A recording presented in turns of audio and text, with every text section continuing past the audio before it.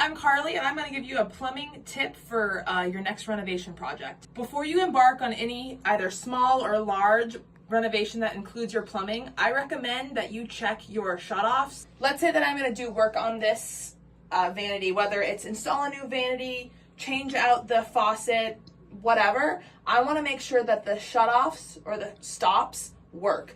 You're going to find those stops underneath the vanity, underneath the sink, right by the P-trap. So right now these stops are on, meaning that water is flowing to the fixture.